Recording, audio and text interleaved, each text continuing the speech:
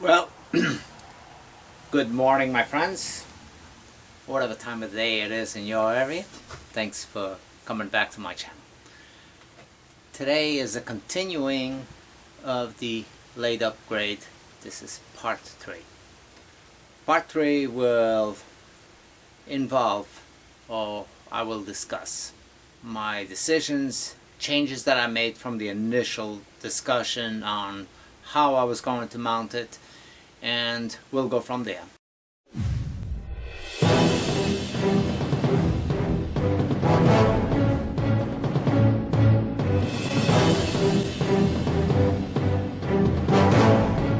Now, recap on the last two.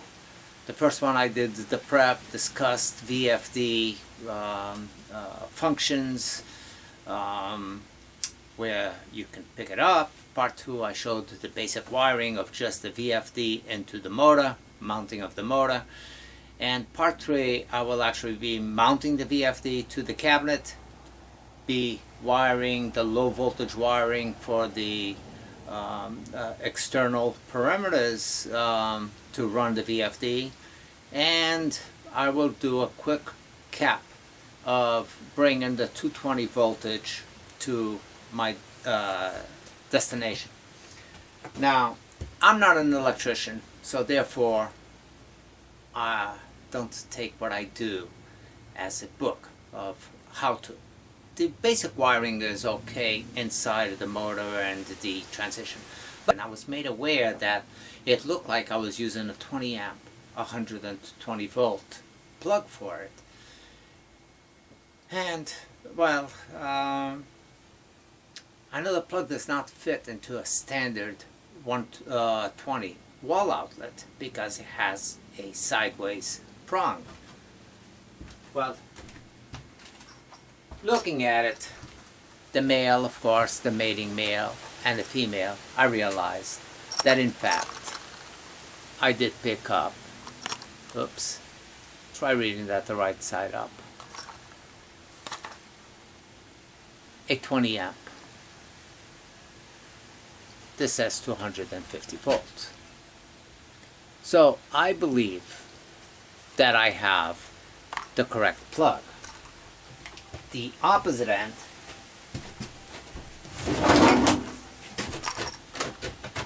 if you can see that, let me bring you in there, is a mate to this. So it's also a 20 amp, but 250 volt that can only plug into this type of a plug. The sideways plug makes it impossible for you to plug anything else to it. But anyway, this plug is the mate to this plug right here.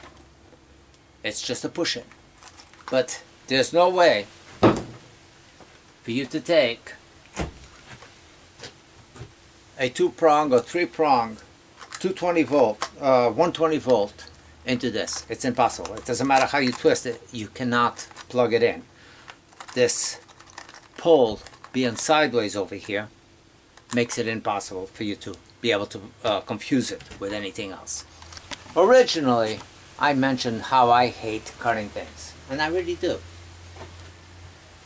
But this upper part, and somebody, one of you guys, suggested to me, I guess he was referring to the door though, which was going to not take any type of change.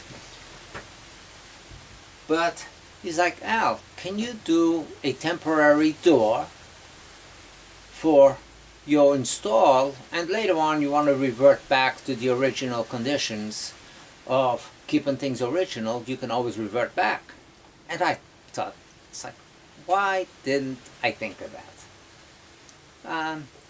I have a tendency to think on my feet, but to tell you the truth, thanks. I did not think of it. But this already has a cutout. I know what I want this cutout to be. It's going to be a box over here, and it's going to take strictly the tachometer. But for the cabinet, back to the cabinet, I decided even though it's not necessary, I don't need to see the face on that VFD. I was going to mount it on the door, but mounting it on the door, the only drawback with it is the fact that every time I open the door, I need to open up the door, these wires will be moving. Let me bring it closer.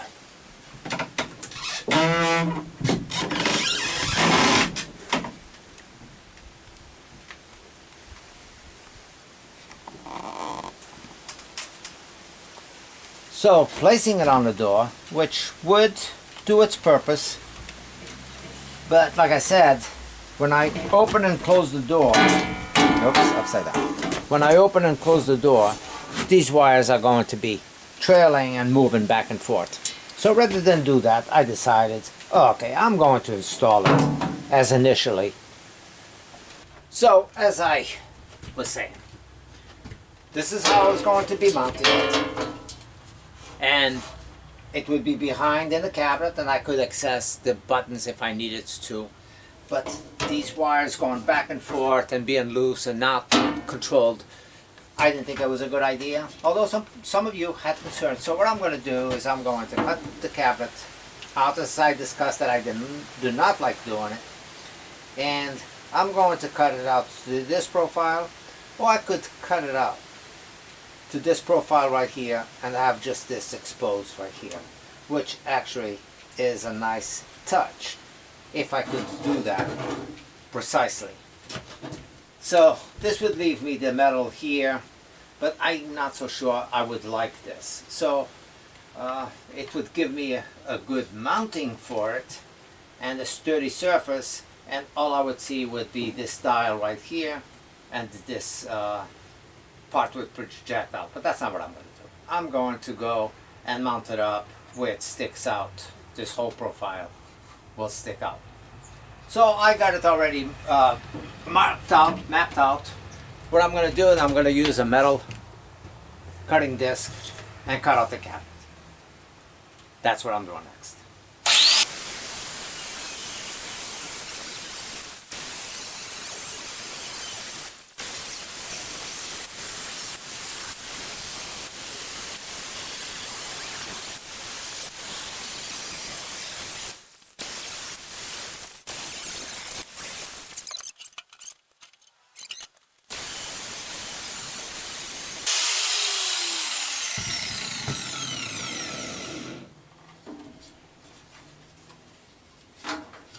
Now, all the back of this is all wired up.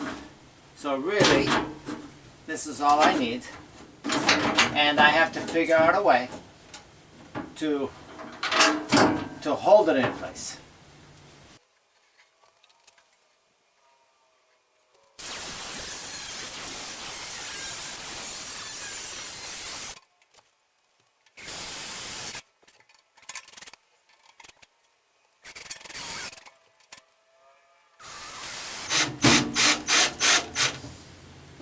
It can plug. Oops. It can only plug in one way, so there's no confusion. This one has a red, black, and a yellow wire. The sensor switch comes with a little earth magnet and the switch itself. On my case, I'll tell you what I did in my case. I drilled through the back of the headstock from inside. I had this wheel off. I drilled in an area that I knew would make good contact with this wheel. I drilled for the size of the threaded rod that's in there. I put the piece, locked it up, adjusted it so it was about 1/4 of an inch away from my magnet. My magnet, I took a drill bit, and this is wood. So I cored about 1/4 inch deep groove in there with the drill bit, set my magnet in there with epoxy, and then I covered it up with shavings just to make the wheel, so you can look at the wheel and not even see where that it has anything embedded in it. I did that just because I did not want to see this little magnetic piece in there. Okay. Well, the parameters on this for it to override these functions are as follows. For an on-off switch, a forward, off, reverse switch, the parameters are, I'm sorry, let me go back to that. 0201 gives you the reverse. 0301 gives you the forward drive. The potentiometer, there's 3 wires coming. So the settings for that, to get this to function, is you go to the 05, and the setting will show up that I have it on 2. I have that on 2. So this overrides this function right here. So this will no longer operate, but this one does. And again, this is wired in that same sequence. Red, well, I use red, white, and green, but it doesn't matter the colors you use. But the 10 volt, the ABI, and the ground. The potentiometer in the back has the 3 connectors, and you connect them accordingly to the same way. Now this is all low voltage coming out of here.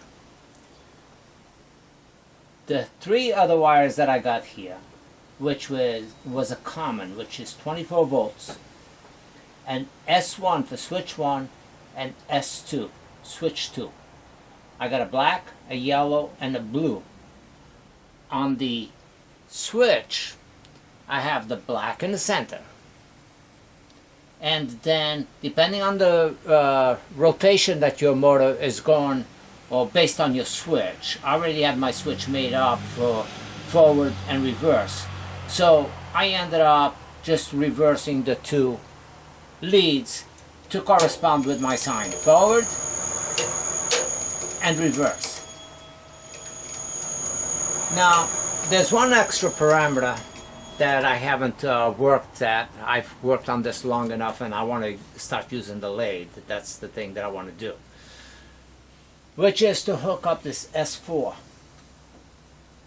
One additional wire will come in, pick up the common, and go back to a separate switch, which will be an on-off switch, which I can have away from these controllers in the event that it malfunctions. Now that does not power down the VFD. All that does is override, closes the contacts, or opens the contacts, whatever the case is. And it kills the 2 commands, the S1 and S2. It kills those commands, so therefore it goes to a stop mode. So anyway, on the potentiometer, as you can see, let me zoom in.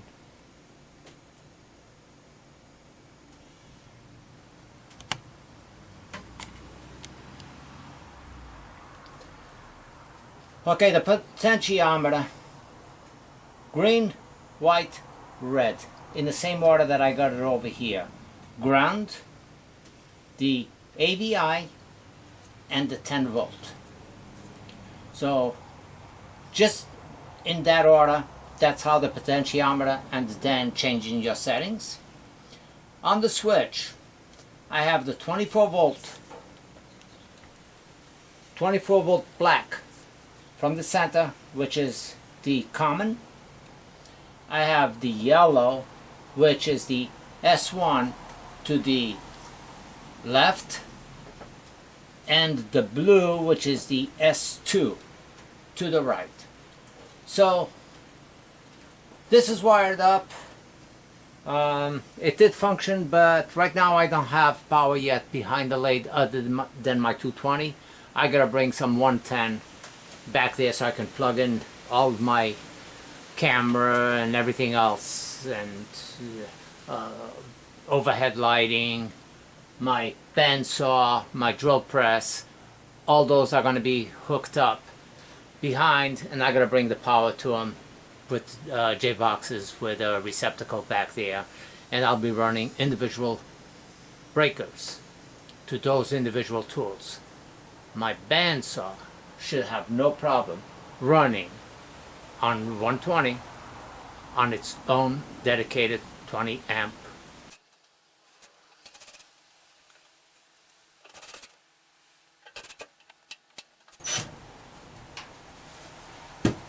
And here we go. Forward.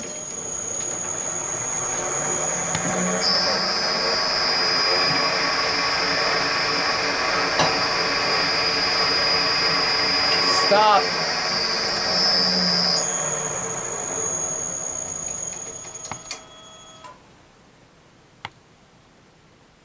So forward.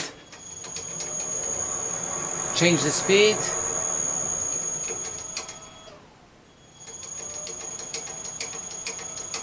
This can go pretty slow to reverse, and it takes up at whatever last speed you had it set at.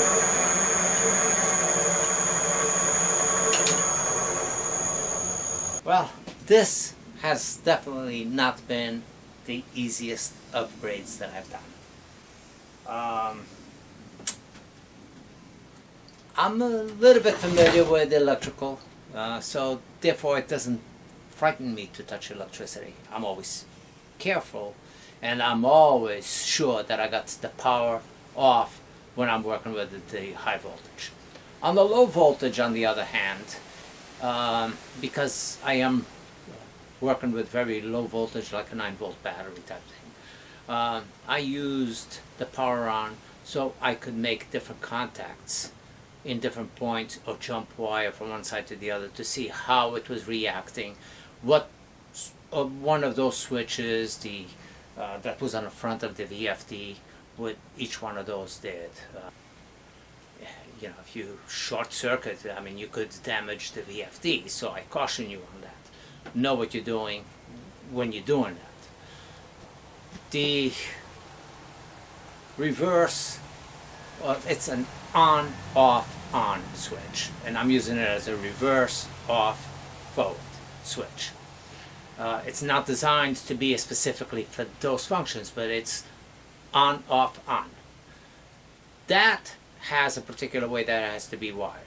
So the 24 volt goes to the middle prong, and then depending on the other two wires, on which way you have it, could mean reverse to the left or reverse to the right, and I wanted reverse to the left and forward to the right. So I ended up again with the power on, swapping those two outside leads so it would react with the way I wanted the switch. So here it is. Next thing I gotta do will be bring an electrical behind here, 120 volt. I already did the 220. But anyway, I brought 220 inside, over the ceiling, down that 2x, through, came out through the plywood on the back, put my box with a grommet in it, and did my connections, and I have the 220 plug. Okay, well, I couldn't help but to keep going at the lathe. So what I did is I added a pair of wires, a yellow and a blue, matching the ones that I already had going to the to the switch. And of course this is low voltage, nothing going on, but the instructions on this tells you that if you connect the S1 and S2 together, it acts as a stop for the motor. So what I did is I piggybacked them to the S1, S2, and I brought it up to a rocker switch. So on the case of an emergency, I don't cross over, I hit it, the lathe stops, and it will be able to get started off from this rocker switch again, which I will paint red on the bottom for the emergency stop. Of course, if the controller is on an off position, it doesn't matter which side it's on. If it's on and off and I turn it on, it's not going to turn on unless I come over here. But if it's on an on position, I happen to shut it off at the forward reverse switch, well, then it will start up on whatever direction I want it to go from this controller. So this is the main controller, but this is an emergency stop, and it still keeps power to the VFD. So I'm not powering down, I'm just treating this as an off button to everything that's going on over here, regardless of where I have this speed control forward reverse switch. This will most likely be treated as my main on-off switch. And I got it where I don't hit it accidentally, but in case of an emergency, I can tap my foot to it and just rock it off to an off position. This blinking light indicates what your settings are at the time that you stopped. So I got 52.81 Hertz on this dial right here.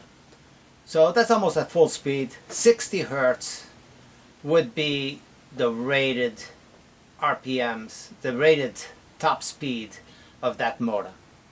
That's the frequency that motor runs on at its 1740 RPM.